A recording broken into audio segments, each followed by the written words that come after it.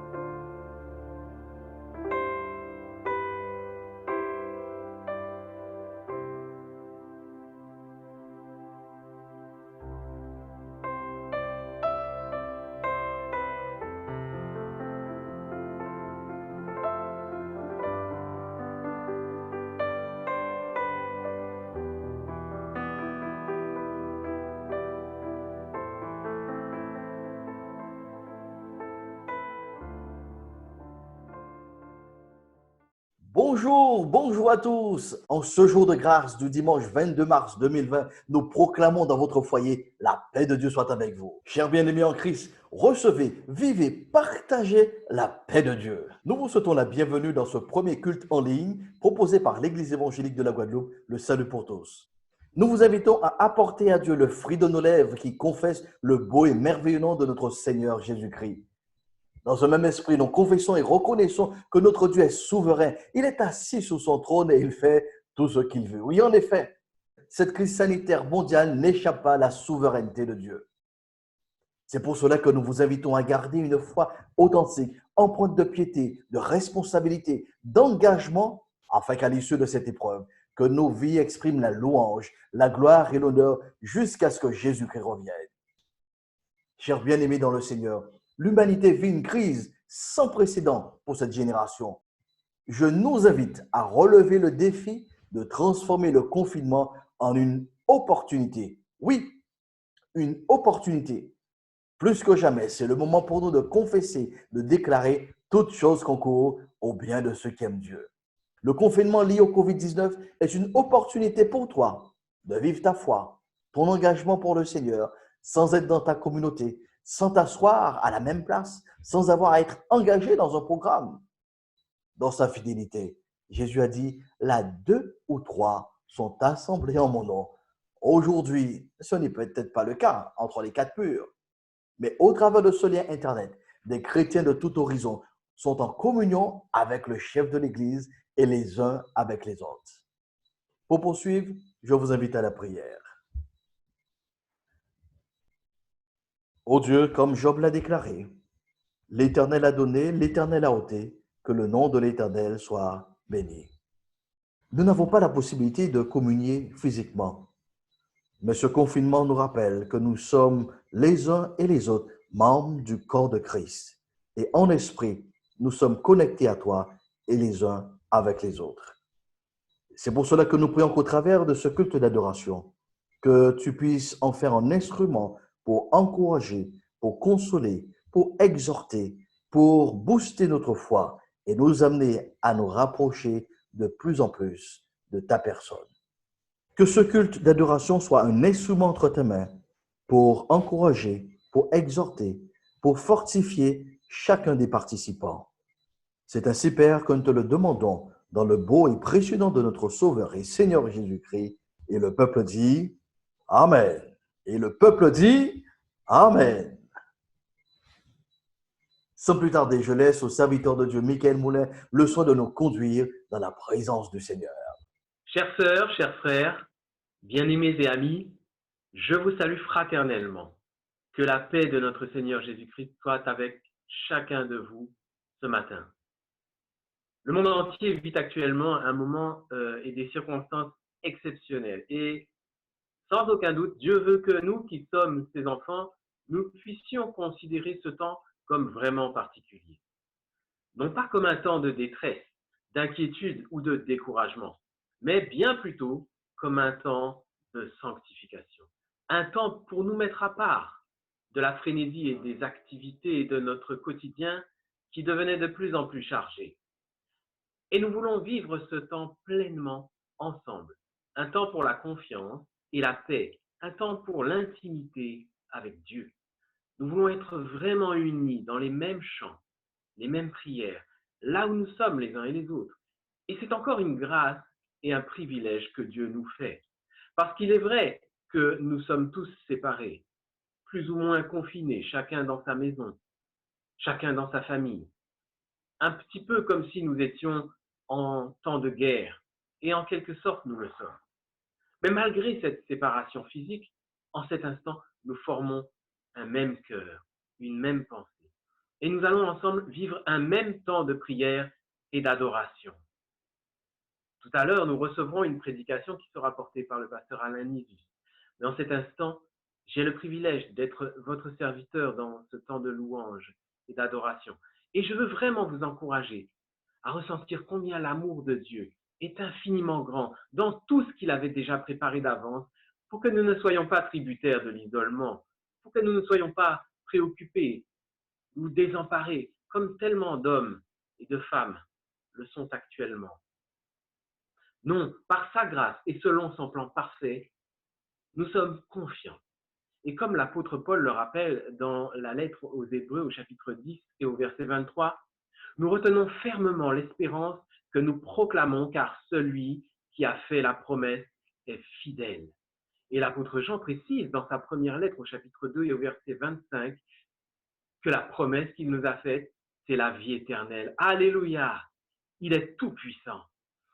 Je voudrais faire avec vous la lecture du début du psaume 91, à travers lequel nous pouvons ressentir toute la confiance du psalmiste.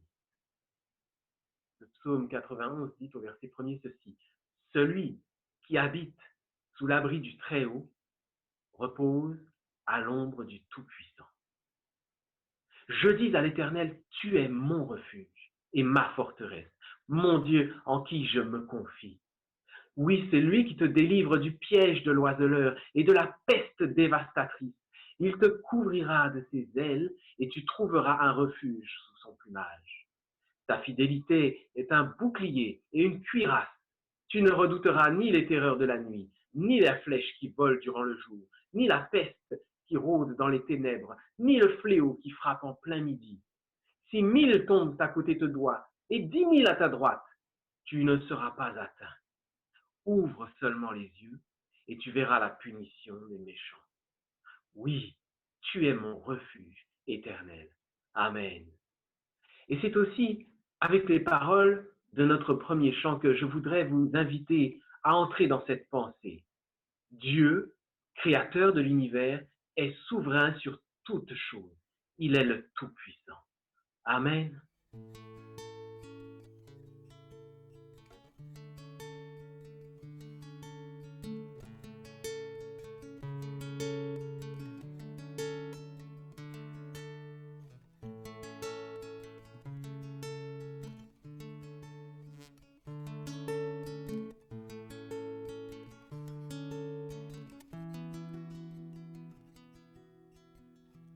Dieu tout-puissant, quand mon cœur considère tout l'univers créé par ton pouvoir, le ciel d'azur, les éclairs, le tonnerre,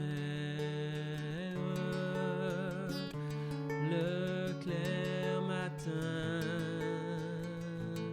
ou les ombres du soir, de tout mon être alors s'élève un chant. Dieu tout-puissant, que tu es grand, de tout mon être alors s'élève un chant. Dieu tout-puissant, que tu es grand, quand par les bois ou la forêt profonde,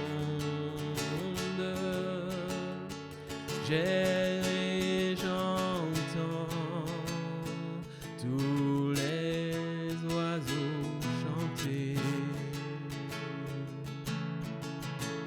Tant sur les monts, la source avec son onde livre aux zéphyrs son chant doux et léger. Mon cœur heureux s'écrie à chaque instant: ô Dieu d'amour, que tu es grand. Mon cœur heureux s'écrie à chaque instant: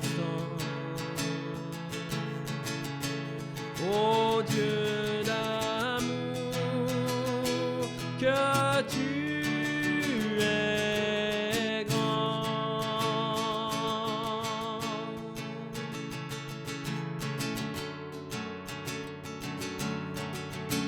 Mais quand je sens au sublime mystère qu'un Dieu si grand a pu penser à moi, que son cher Fils est devenu mon frère et que je suis l'héritier du grand roi. Alors mon cœur redit la nuit le jour que tu es bon, ô Dieu d'amour. Alors mon cœur redit la nuit le jour que tu es bon, ô Dieu d'amour.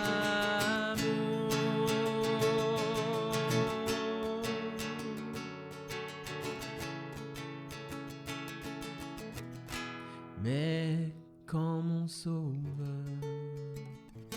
éclatant de lumière se lèvera de son trône éternel et que les sangs, les douleurs de la terre, je pourrais voir les splendeurs de son ciel. Je redirai dans son divin séjour. Rien n'est plus grand que ton amour. Je redirai dans ton divin séjour. Rien n'est plus grand que ton amour.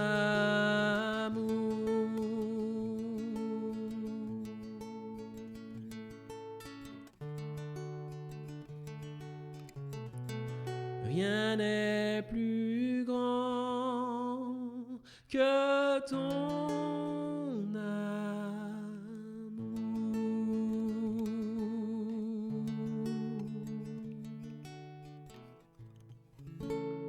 Ô Père Saint, nous te disons ce matin combien nous sommes émerveillés par ton amour, émerveillés par ta grandeur. Nous sommes émerveillés par ta majesté. Nous sommes émerveillés par ta sainteté. Mais ce matin, nous voulons aussi nous humilier devant ta sainteté. Nous voulons nous humilier devant toi et te demander pardon. Pardon, Père, là où nos pensées, nos paroles, là où nos actions ne t'ont pas glorifié. Ce matin, nous voulons aussi te demander pardon. Et par les mots de ce chant, Papa éternel, nous voulons nous humilier devant toi à cause de nos faiblesses, à cause de nos limites, les limites que nous posons trop souvent nous-mêmes devant la toute-puissance de ton amour. Pardonne-nous, Papa. Ô Père éternel, pardonne-nous, purifie nos cœurs, nos âmes et nos pensées, et renouvelle en nous des cœurs bien disposés. Amen.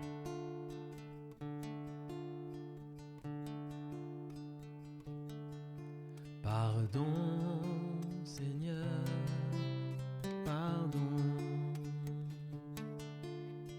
pour notre orgueil, nos résistances. Viens enlever nos suffisances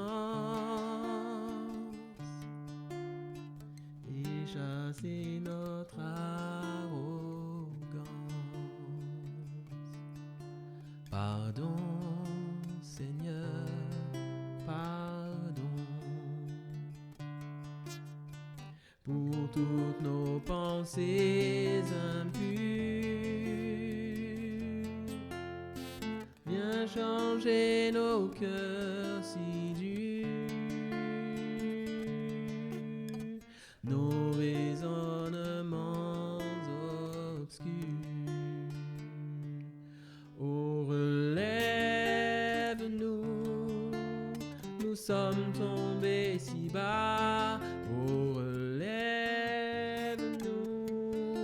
par ta grâce et ton pardon.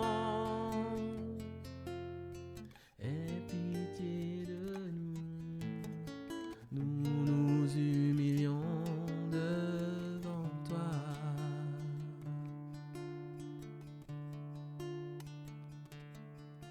Pardon, Seigneur, pardon pour tant de paroles mauvaises. Viens adoucir nos mots, nos lèvres, et que nos querelles s'apaisent. Pardon, Seigneur, pardon de toujours garder rancune. Viens changer notre amertume, transformer notre attitude. Oh, relève-nous, nous sommes tombés si bas. Oh, relève-nous par ta grâce et ton pardon. Aie pitié de nous, nous nous humilions devant toi. Oh, relève-nous,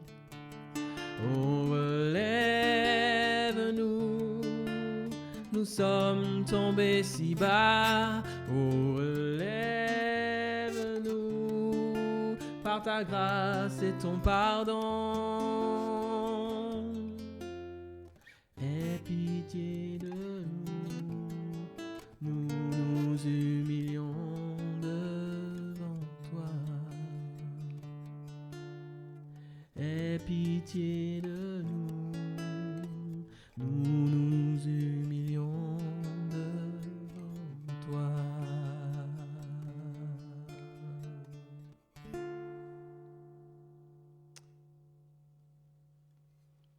Oh oui, Père éternel, nous nous humilions devant toi ce matin, conscients de ce cadeau si précieux que tu nous as fait. Car selon ce qui était écrit dans le prophète Ésaïe au chapitre 53, il a plu à l'Éternel que Jésus soit brisé par la souffrance et qu'il soit un sacrifice de culpabilité pour moi, pour chacun de nous. Oui, Papa éternel, tu as voulu que ton Fils soit chargé de nos fautes pour que nous puissions être réconciliés avec toi par ton Esprit.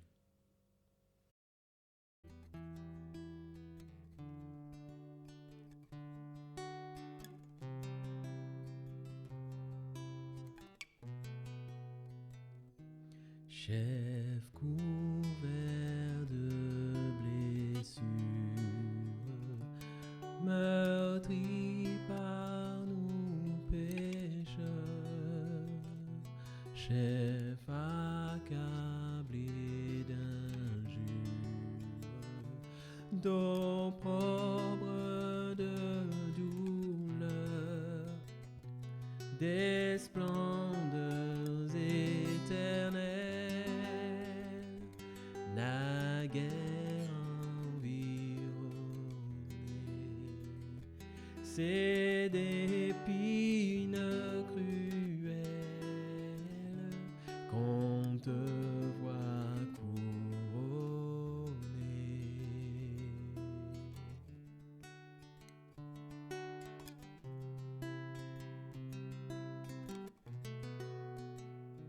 C'est ainsi que tu paies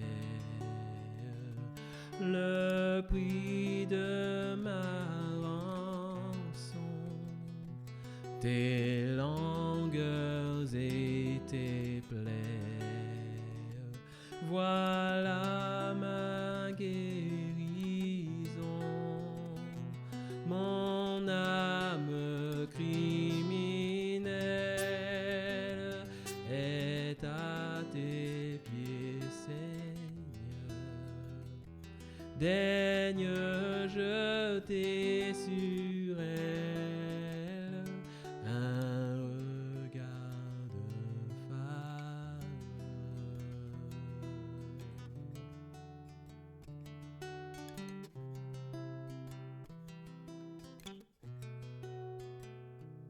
Au sein de ma misère,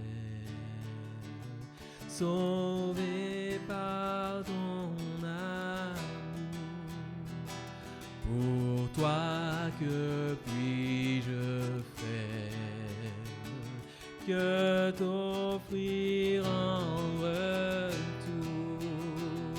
Ah, du moins Dieu suprême,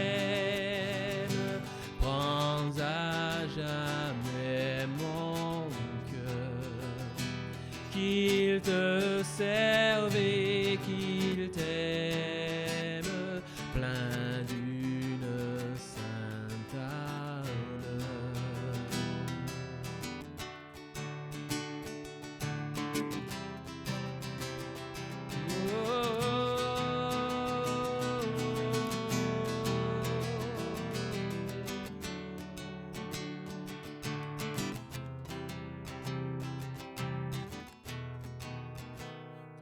Pour ta longue agonie, pour ta mort sur la croix, je veux toute ma vie te louer, roi des rois.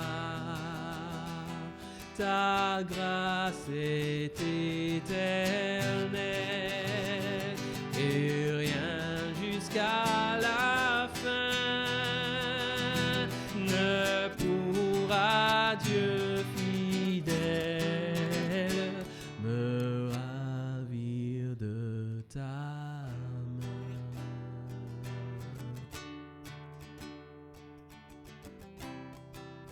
Oh, quelle grâce bien-aimée! Car c'est par l'Esprit de Dieu que ce matin, nous proclamons avec assurance que rien ne nous séparera de l'amour de Dieu manifesté en Jésus-Christ. Alléluia. Nous ne voulons pas nous enorgueillir, mais au contraire, nous voulons prier aussi pour tous ceux qui ne connaissent pas Dieu et qui, eux, en ce moment, sont seuls, désespérément seuls. Que ce temps troublé soit pour eux une occasion de se tourner vers l'Éternel. En le cherchant à tâtons, peut-être, mais en le cherchant, le Dieu vivant et vrai. Car comme la suite du psaume 91 à partir du verset 9 nous le rappelle, celui qui fait du Très-Haut sa retraite, son refuge, celui-là verra son salut. Amen. Il dit, tu fais du Très-Haut ta retraite, aucun mal ne t'arrivera, aucun fléau n'approchera de ta tente. Car il donnera à ses anges de te garder dans toutes tes voies. Ils te porteront sur les mains de peur que ton pied ne heurte une pierre. Tu marcheras sur le lion et sur la vipère. Tu piétineras le lionceau et le dragon. Puisqu'il est attaché à moi, je le délivrerai, je le protégerai. Puisqu'il connaît mon nom, il fera appel à moi et je lui répondrai. Je serai avec lui dans la détresse. Je le délivrerai et je l'honorerai. Je le comblerai de longs jours et je lui ferai voir mon salut. Amen. Quelle grâce, bien-aimé, de pouvoir dire avec assurance, je ne suis jamais tout seul. C'est ce que dit le chant que je vous propose avant de laisser la place au pasteur Alain Nisus. Ce chant qui nous dit, Jésus, mon sauveur, me garde. Je ne suis jamais tout seul. Amen.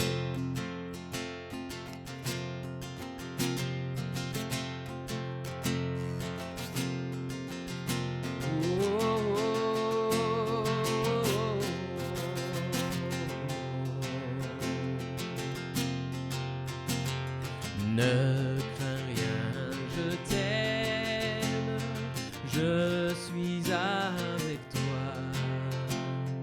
Promesse suprême qui soutient ma foi. La sombre vallée n'a plus de terreur. L'âme consolée, je marche avec mon sauveur. Non, jamais tout seul. Non, jamais tout seul. Jésus, mon sauveur, me garde. Je ne me laisse seul. Non, jamais tout seul. Non, jamais tout seul. Jésus, mon sauveur, me garde. Je ne suis jamais tout seul.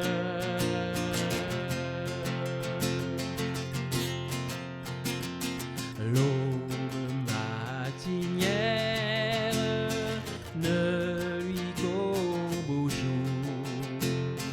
Jésus, ma lumière, m'éclaire toujours. Quand je perds de vue l'astre radieux, à travers la nuit, Jésus me montre les cieux. Non, jamais tout seul. Non, jamais tout seul. Jésus, mon sauveur, me garde. Jamais ne me laisse seul. Non, jamais tout seul. Oh non, jamais tout seul. Jésus, mon sauveur, me garde. Je ne suis jamais tout seul. Les dangers à coups, subtils inconnus, de près ils m'entourent, plus près est Jésus, qui dans le voyage me redit c'est moi. Ne crains rien, courage, je suis toujours avec toi. Non, jamais tout seul. Non, jamais tout seul. Jésus, mon sauveur, me garde. Jamais ne me laisse seul. Non, jamais tout seul. Oh non, jamais tout seul. Jésus, mon sauveur, me garde. Je ne suis jamais tout seul. Non, jamais tout seul. Non, jamais tout seul. Oh non, jamais tout seul. Jésus, mon sauveur, me garde. Jamais ne me laisse seul. Non, jamais tout seul. Oh non, jamais tout seul. Jésus, mon sauveur, me garde. Je ne suis jamais tout seul.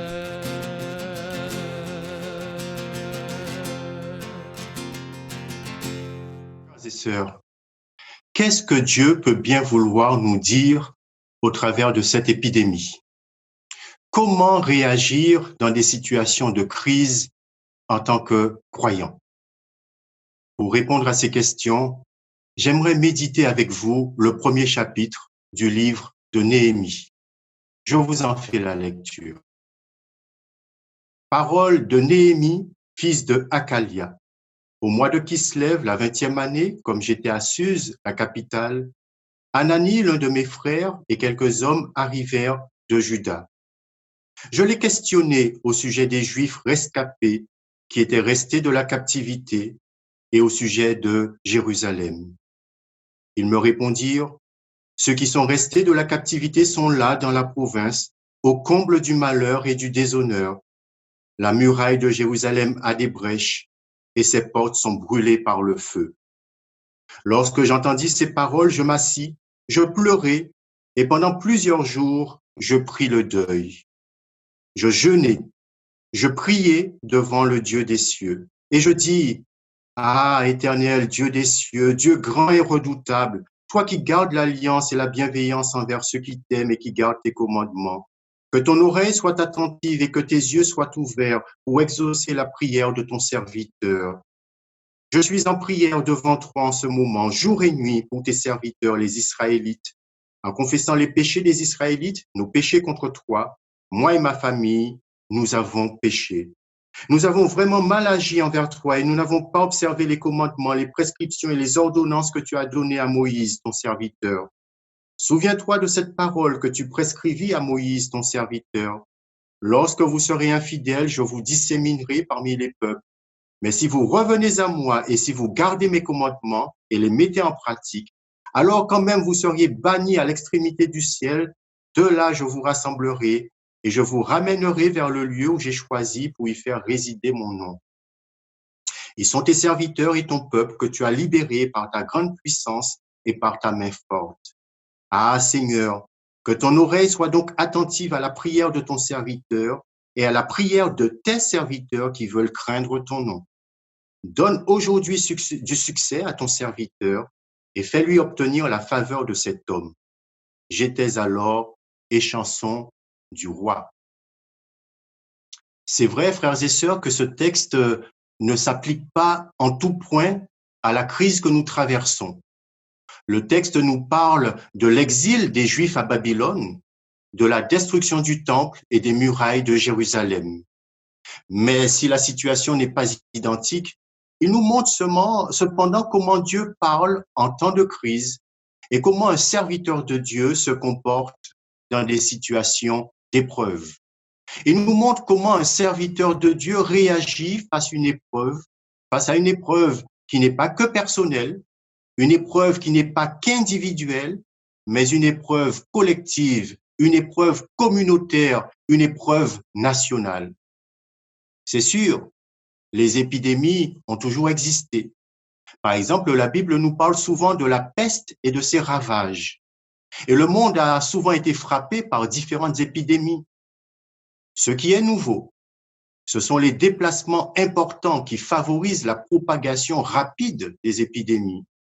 Ce qui est nouveau, c'est la médiatisation, c'est l'information, c'est la communication à propos de cette épidémie. Ce qui est particulier avec le coronavirus, c'est qu'il est très contagieux. Dans environ 85% des cas, on en guérit. C'est comme une grosse grippe. Mais il y a quelques cas plus compliqués. Ces cas affectent principalement, mais non exclusivement, les personnes les plus fragiles, les personnes âgées, les personnes qui souffrent déjà d'une pathologie. Ces personnes nécessiteront une hospitalisation.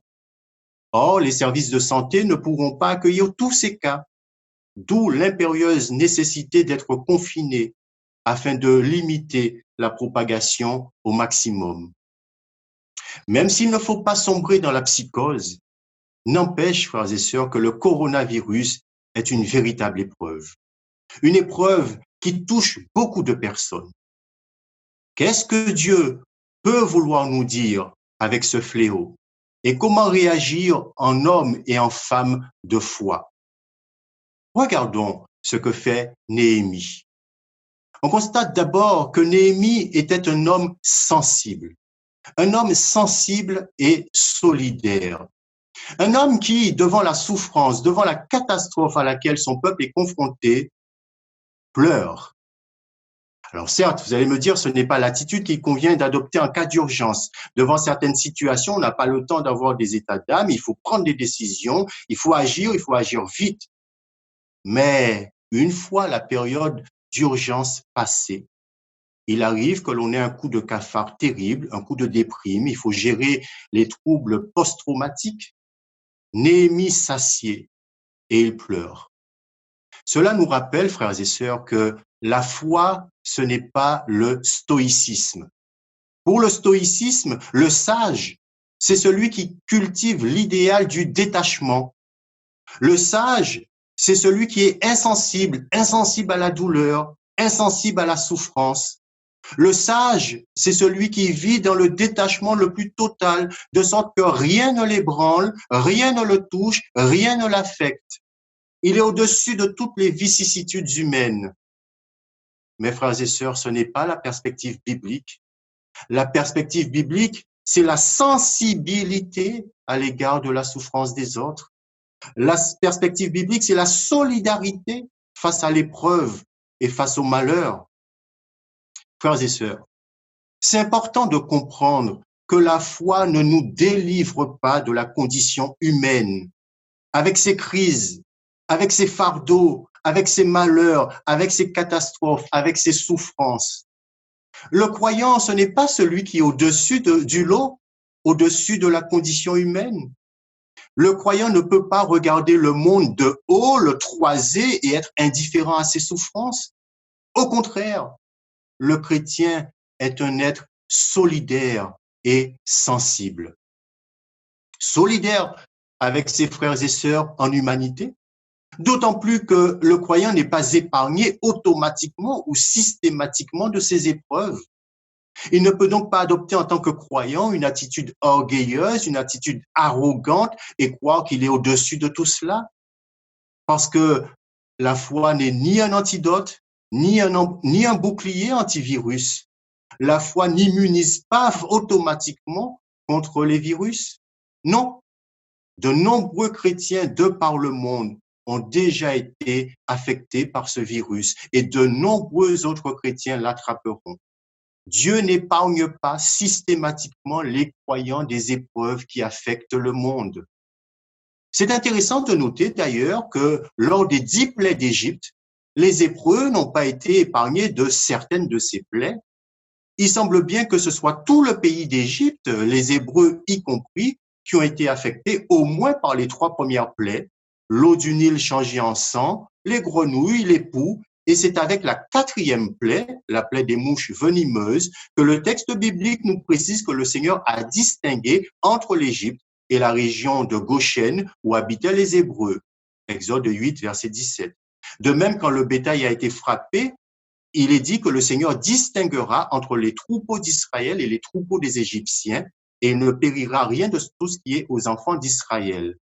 Donc Dieu a fait la distinction pour certaines plaies, mais pas nécessairement pour toutes les plaies.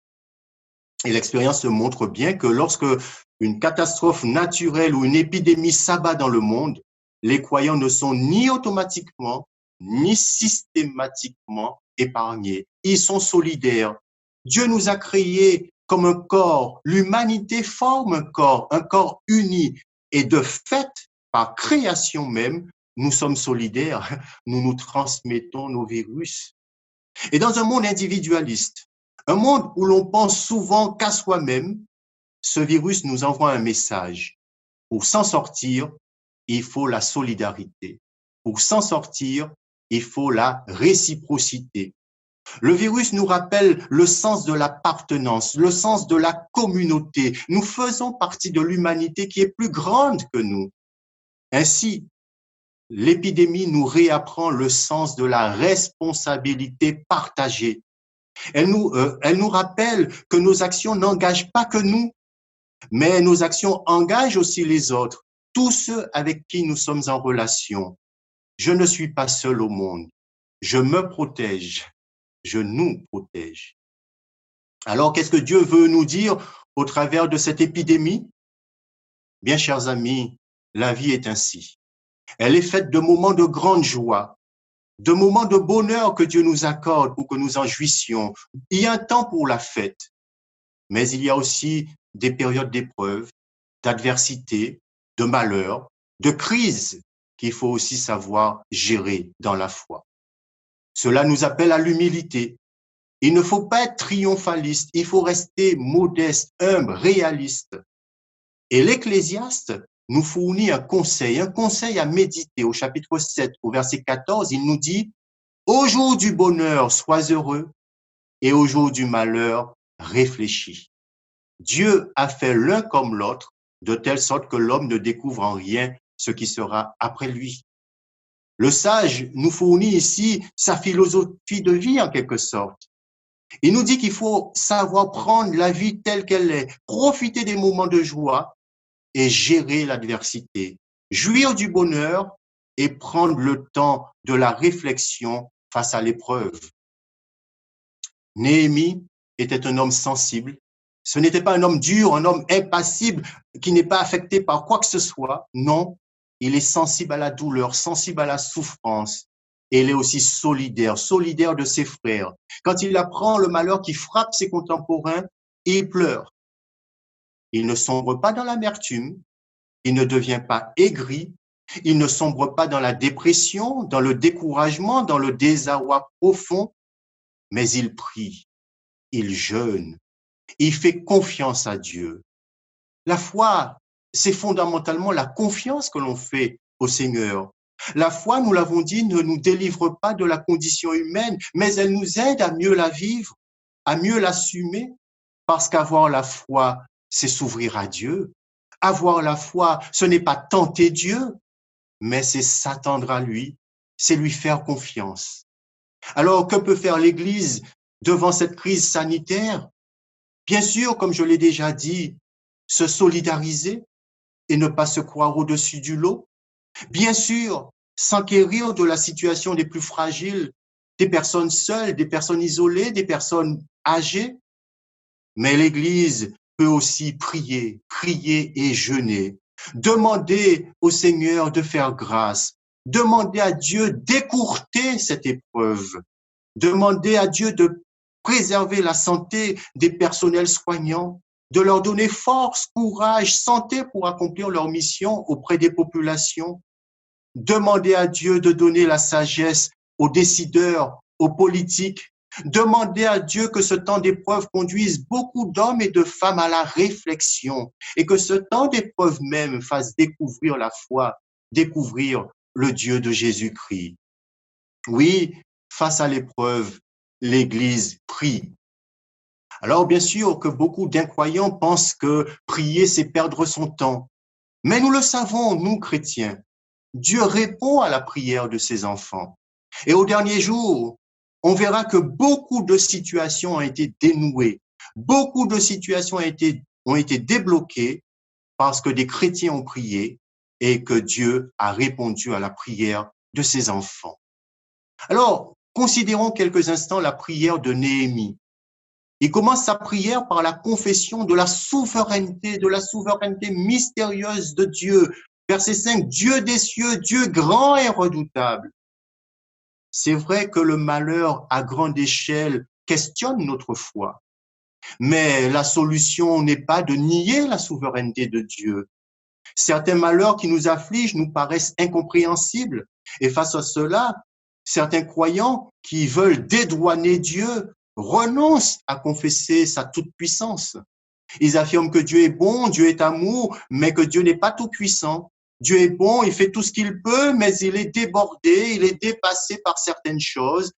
On ne peut donc pas lui en vouloir, il fait tout ce qu'il peut.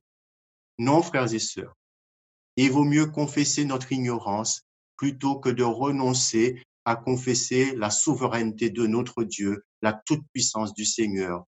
Dieu n'est pas l'auteur direct du mal. Dieu est lumière. Il n'y a en lui aucune complicité avec le mal. Cependant, Dieu permet que certains maux surviennent. On ne sait pas toujours pourquoi. On ne comprend pas toujours pourquoi il le permet. On n'a pas toutes les données. Parfois, après coup, nous pouvons comprendre certaines choses. Par exemple, si on analyse cette épreuve du coronavirus, on peut d'ores et déjà en tirer quelques leçons. Le corona nous appelle à l'humilité. Nous, hommes modernes, nous nous croyons forts, nous nous croyons tout-puissants. Nous avons fait des progrès techniques et technologiques énormes. La médecine a aussi fait des progrès immenses. Mais nous voyons comment un petit virus peut nous paralyser et mettre à mal tout notre système, toute notre économie. Cela nous rappelle aussi la fragilité de l'homme. Notre vie ne tient qu'à un fil. Et si après cette épreuve, les hommes deviennent plus humbles, ce sera déjà beaucoup. Cela devrait aussi nous amener à nous interroger sur la place qu'occupe l'économie et le profit dans nos sociétés. Et ceci au détriment parfois des relations humaines et de l'écologie. Il y aura un peu moins de pollution les jours à venir. On respirera mieux, même si ce sera pour certains avec un masque, mais la qualité de l'air au niveau mondial s'améliorera. Les mesures de confinement, frères et sœurs, nous invitent aussi à faire une pause. Nous qui courons sans cesse, nous qui n'avons jamais le temps pour rien, ces mesures nous invitent à prendre le temps et à nous concentrer sur l'essentiel, prendre le temps avec la famille, passer du temps avec son conjoint, avec ses enfants, discuter, refaire famille. Et si les maternités se trouvaient débordées à la fin de l'année, ce ne sera pas un mal. Le pays a bien besoin d'un coup de jeune. Prendre le temps de téléphoner aussi à certaines personnes. Prendre le temps pour lire la parole de Dieu. Prendre le temps de lire des livres édifiants. Prendre le temps de se cultiver, de s'instruire. Prendre le temps de faire ce qu'on n'a pas le temps de faire d'habitude. Je disais récemment à quelqu'un qui est important de faire toutes ces choses et il m'a répondu, ben oui, ça belle, ça on dit là, mais tant là, en pas ni temps. Eh bien, aujourd'hui, on a du temps, frères et sœurs. À nous de l'utiliser au mieux. Néhémie confesse la souveraineté de Dieu, malgré la catastrophe.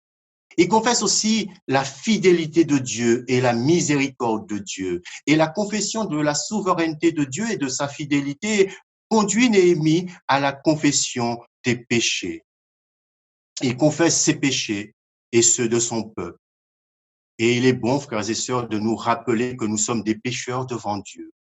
Lorsque beaucoup de vies sont ôtées comme cela, eh bien, il faut y voir un rappel et un avertissement.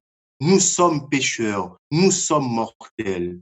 Et il vaut mieux se trouver en état de grâce. C'est-à-dire qu'il vaut mieux avoir fait la paix avec Dieu afin d'être prêt au cas où la mort nous surprendrait de manière brusque et inattendue. Alors bien sûr, il faut rappeler que le coronavirus n'est pas fatalement mortel. La plupart des malades guériront, mais il vaut mieux être prêt et avoir fait la paix avec Dieu et vivre toujours en état de grâce. Si Néhémie est un homme de prière, il est aussi un homme d'action. Il prie et il agit. Il va voir le roi et plus tard, il va reconstruire les murailles.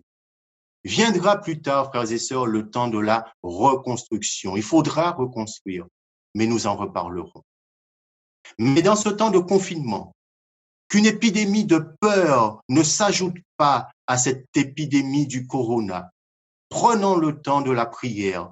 Cultivons notre vie spirituelle, notre relation avec Dieu. Cultivons nos relations sociales, familiales, conjugales. Prions et agissons. Agissons en faisant le bien qui est dans notre horizon. Réfléchissons aussi sur le sens de notre vie, sur notre vie de tous les jours. Faisons le bien qui est dans notre horizon et que le Seigneur nous bénisse et nous protège tous. Amen. Nous remercions le pasteur Légius pour cette prédication qui répond aux besoins de notre âme. Je nous invite à un moment de recueillement avant que nous prenions le temps de la prière. Apprécions quelques notes instrumentales.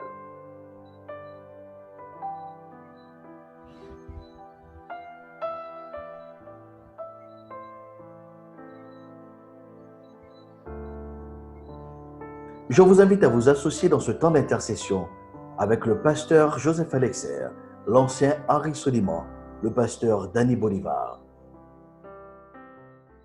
Prions avec le pasteur Joseph Alexer pour que la sagesse accompagne les politiques et les décideurs. Prions aussi pour le civisme, la solidarité, le respect des consignes par la population. Notre Dieu, notre Père, nous bénissons ton Saint-Nom. Nous proclamons ta grandeur et ta souveraineté. Nous proclamons que tu règnes sur les nations, tu règnes sur les hommes. Nous glorifions ton Saint-Nom. À travers les difficultés que nous traversons, nos yeux demeurent fixés sur toi. Ta parole déclare au psaume 123, « Je lève mes yeux vers toi qui sièges dans les cieux. » Voici comme les yeux des serviteurs sont fixés sur la main de leur maître et les yeux de la servante sur la main de sa maîtresse, ainsi nos yeux se tournent vers l'Éternel, notre Dieu, jusqu'à ce qu'il ait pitié de nous. Nous attendons de toi. Nous prions pour nos dirigeants. Nous prions pour nos décideurs, dirigeants politiques, décideurs économiques, les nationaux comme les régionaux. Notre Dieu, notre Père, visite ces hommes, bénis-les, parle à leur cœur, donne-leur le discernement et la sagesse pour les citoyens que nous sommes, le civisme, et que chacun puisse assumer sa ou ses responsabilités. Nous donnons gloire à ton Saint-Nom. Nous traversons une épreuve, mais tu es notre Dieu. Tu es à nos côtés, tu es avec nous. Que ton nom soit glorifié. Nous prions afin que nous soyons solidaires les uns les autres et que nous puissions prêter main forte à celles et ceux qui se trouvent dans le besoin et que nous puissions observer les consignes qui nous ont été données afin que chacun puisse évoluer, veille que vaille, et que nous puissions fonder notre espoir en toi. Que ton nom soit glorifié. Nous avons prié dans le nom de Jésus. Amen. Prions avec l'ancien Harry Soliman pour le personnel soignant, médical et paramédical. Que Dieu les protège et leur donne le dévouement nécessaire. Éternel Dieu, nous te bénissons, nous t'élevons, nous glorifions ton nom ce matin. Merci pour ta fidélité et grâce ton amour. Merci pour cette occasion que nous avons de prier pour le monde médical et paramédical. Nous pensons aux médecins, aux infirmiers, nous prions pour les pompiers, nous prions pour les ambulanciers, tous ceux qui gravitent autour des malades. Nous avons aussi une pensée pour les biologistes, nous avons une pensée pour les pharmaciens. Seigneur, que nous te prions de les bénir, nous te prions de les protéger, de les préserver, Seigneur. Eux qui sont, effectivement, je l'ai dit, en première ligne. Merci pour notre amour, donne-leur de travailler avec toute la vigueur, de travailler avec tout le dévouement et avec toute la force que tu leur donnes. Ainsi que ton nom soit glorifié, nous proclamons ta victoire sur le Covid-19, que ton nom seul soit glorifié en toutes choses dans Jésus. Amen.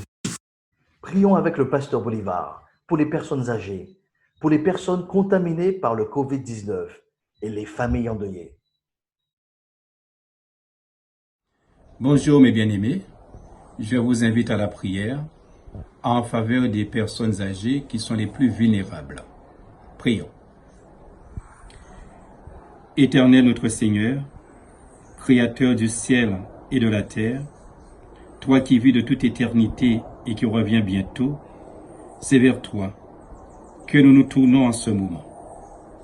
À qui irions-nous? C'est toi qui as les paroles de la vie, de la paix et de toute guérison. Depuis quelque temps, le monde entier et singulièrement notre pays sont frappés par un virus qui paralyse un système qui paraissait infaillible.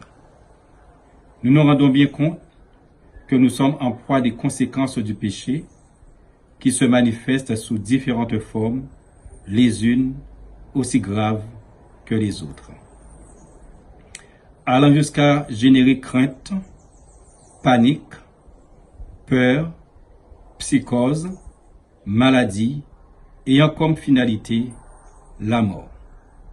Ce matin, nous saisissons la grâce que tu nous as faite en Jésus-Christ, ton Fils, et l'autorité du Saint-Esprit, afin de te prier pour le monde entier, particulièrement les personnes âgées, recensées comme étant les plus faibles, les plus vulnérables. Un nombre effarant sont en ce moment sous assistance médicale.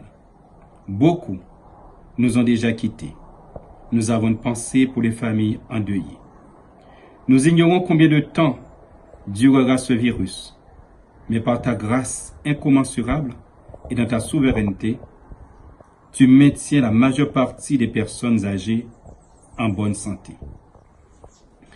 Ces personnes résidentes aux quatre coins du monde, nous te les confions dans le nom précieux de Jésus. La mort du Christ n'a pas été vaine pour elles.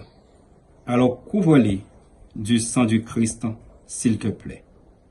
Éternel notre Seigneur, ta parole proclame ta souveraineté sur toutes les choses.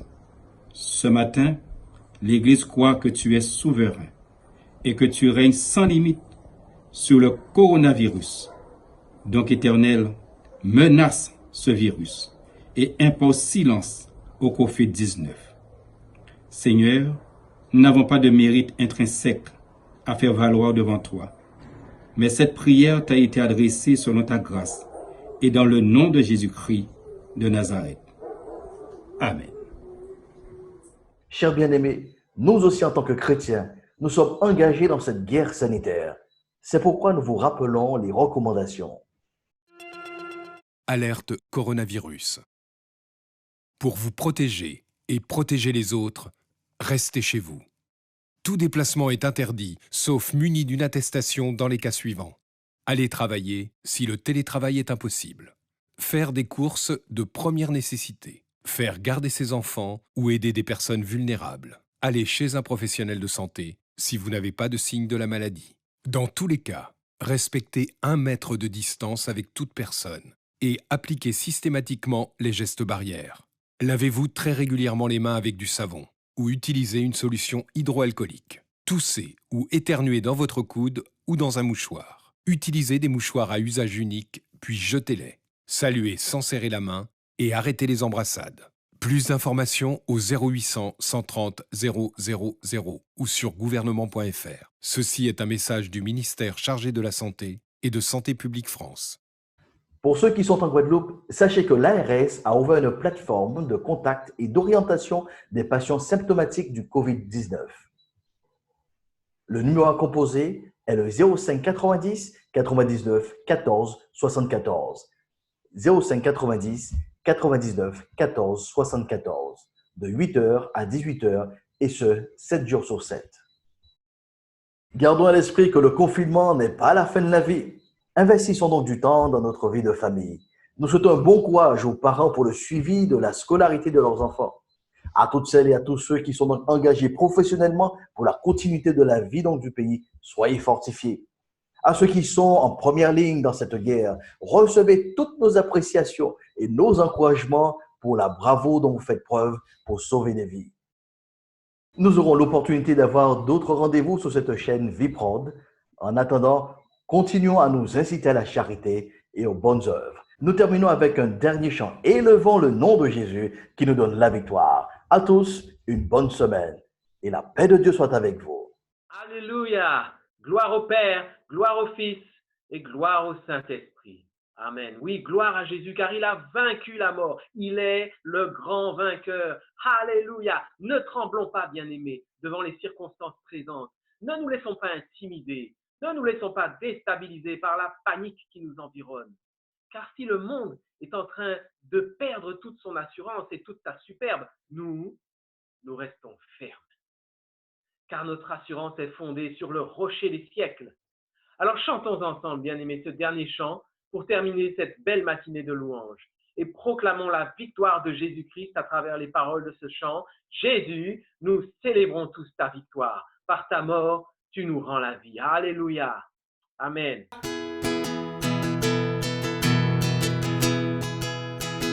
Jésus, nous proclamons ta victoire. Par ta mort, nous avons la vie. Alléluia. Avec ce chant, nous voulons te dire, Jésus, nous célébrons ta victoire. Jésus, nous célébrons tous ta victoire. Jésus, ton amour nous remplit. Jésus, Jésus, quelle joie tu nous libères. Jésus, ta mort nous rend la vie. Christ nous a franchis, c'est pour la liberté. Nous ne serons plus jamais sous le joug de l'esclavage. Fêtons avec joie le Dieu de victoire. Nos cœurs répondent à son amour. Jésus, Jésus, nous célébrons tous ta victoire. Jésus, ton amour nous remplit. Jésus, quelle joie tu nous libères. Jésus, ta mort nous rend la vie. En nous son esprit de la peur nous libère. Sans crainte avançons vers lui, le chemin est ouvert. Et là devant lui, recevons sa paix. Nos cœurs répondent à son amour. Jésus, Jésus, nous célébrons tous ta victoire. Jésus, ton amour nous remplit. Jésus, quelle joie tu nous libères. Jésus, ta mort nous rend la vie. Jésus, Jésus, nous célébrons tous ta victoire. Jésus, ton amour nous remplit. Jésus, Jésus, quelle joie tu nous libères. Jésus, ta mort nous rend la vie. Ta mort nous rend la vie. Ta mort nous rend la vie. Alléluia.